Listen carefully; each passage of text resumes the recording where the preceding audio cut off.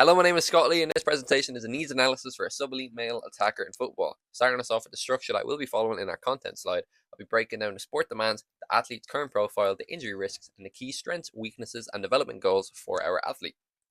Starting us off with our gameplay demands, we looked at the key metrics for an attacker per 90 minutes. So an elite attackers cover usually over 10k to 12k per match, including around 780 meters of high-speed sprinting and almost 200 meters of sprinting. They also perform a large number of accelerations and decelerations, with about 74 accelerations per match and 59 decelerations per match, which places significant load on the neuromuscular system. These demands highlight the importance of speed, repeated high-intensity actions, and the ability to recover quickly between efforts. Moving on to our comparison of physical demands across positions. So when we compare a striker to the midfielder and defender metrics, we see that attackers spend more time in high-intensity purposeful movements than defenders or midfielders. And although they do sprint slightly less than midfielders and defenders, their actions are far more explosive and decisive. So this reinforces the need for strong acceleration, power, and the ability to produce repeated high-intensity efforts. Moving on to our movement patterns positional. So again, we compare attacker movements to defenders and midfielders, and we see that attackers perform a higher percentage of high-speed running and sprinting compared to defenders. This again supports the physical profile required, which we'll get into later, which involves short, sharp bursts of speed, quick changes of direction, and the ability to create separation from their defenders. So looking at the energy system demands in football, we see that football is primarily aerobic. Around 70 to 90% of total match energy comes from aerobic metabolism. However, the decisive actions, sprints, jumps, accelerations, rely heavily on anaerobic pathways.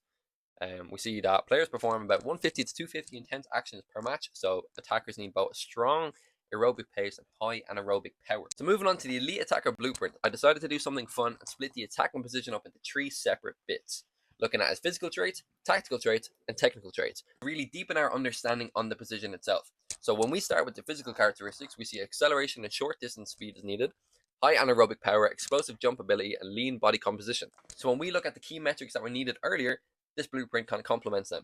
So looking at the tactical characteristics, so high intensity runs into boxes, runs in behind the defense, initiates pressing, curved runs to create space, limited deep defensive involvement, and finally with our technical traits, high shot accuracy, strong involvement in attacking play, having dribble effectiveness over the volume of dribbles, high passing accuracy in final third, and better timing of runs.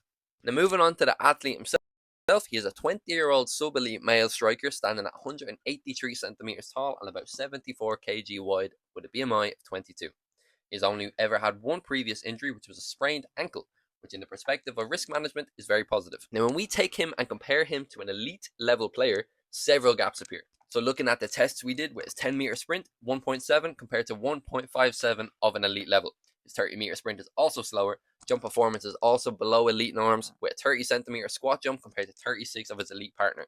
His mass is significantly lower, 12.5 kilometers an hour to 17. So again, when we remember a couple slides ago how important aerobic capacity is, our striker lacks that compared to an elite level player. Moving on to the tests to measure these key physical components. So for speed, we look at 10, 20, and 30 meter sprints, agility, the 505 COD test, and aerobic capacity, the VO2 max test on a treadmill. Strength, we look at the isokinetic dynamometry knee extensor and flexor strength. For stamina, interval shuttle run tests, and for power, we look at the counter movement jump. So all help identify the physical qualities that underpin performance, and the athlete's results clearly show deficits in speed, power, strength, and aerobic capacity. So we will use these tests to help bolster that. Moving on then to the injury epidemiology in professional football. So it's important to highlight 3 key statistics that define the injury landscape in pro football. Firstly, the 67% of injuries are contact related, so mainly from collisions and tackles. Secondly, the re-injury rate is almost 20%, which shows how important proper rehabilitation and strength development are. And finally, an ACL rupture leads to an average of 289 days out of the game, which in retrospect is basically a full season. Now looking at these patterns behind these numbers, the most common injury site for attackers are the thigh, especially the hamstrings and quadriceps, followed by the ankle, groin, and the knee. These injuries are typically caused by high-speed actions, sudden movements with the foot planted, and contact events like we mentioned. Finally, attackers face several key risk factors, which is previous injury. When we look at the 19.7 injury rate, this complements this. Low strength, flexibility deficits, and high match load, especially repeated sprinting, which is very much necessary in soccer. Given our elite's lower body strength and power deficits, the risk factors are particularly relevant and increase his susceptibility to hamstring and groin injuries. So moving on to the injury severity and time loss in elite football, we use UEFA themselves definition of how long each injury should last for. So a slight injury should be out for 1 to 3 days, minor 4 to 7, moderate 8 to 28, and severe over 28 days. So that would be like your 289 days for an ACL rupture.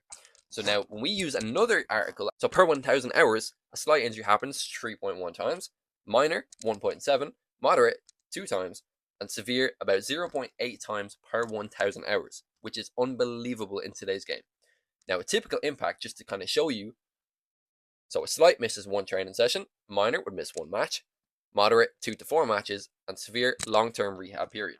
And then just to show a little fact in at the bottom, match play produces 36 injuries per 1000 hours, which is almost 10 times higher than the training percentage. And this does highlight the importance of performance analysis in addressing physical weaknesses to reduce injury risk. So to conclude this presentation, we look at my athlete's strengths, his weaknesses, combine them to make development goals to really bolster his attributes. So starting off with his strengths, his upper body strength relative to his sub-elite level is a strength.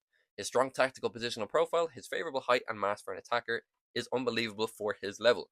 Now what we could work on would be his lower body power, his sprint speed, his maximal strength, and his aerobic capacity and endurance. Like we touched on several times this presentation, his aerobic capacity needs a lot of work. Therefore, the main development goals for our player will be to improve lower body power, develop acceleration and max velocity sprinting, increase maximal strength, and improve aerobic capacity. As touched on several times this presentation, is the most important thing for an attacker. Addressing these areas will help close the gap to elite performance standards and reduce injury risk. And overall, a targeted training program focusing on these areas will enhance performance while also reducing the risk of injury. And these are my references. And thank you very much. And this has been my needs analysis. Thank you.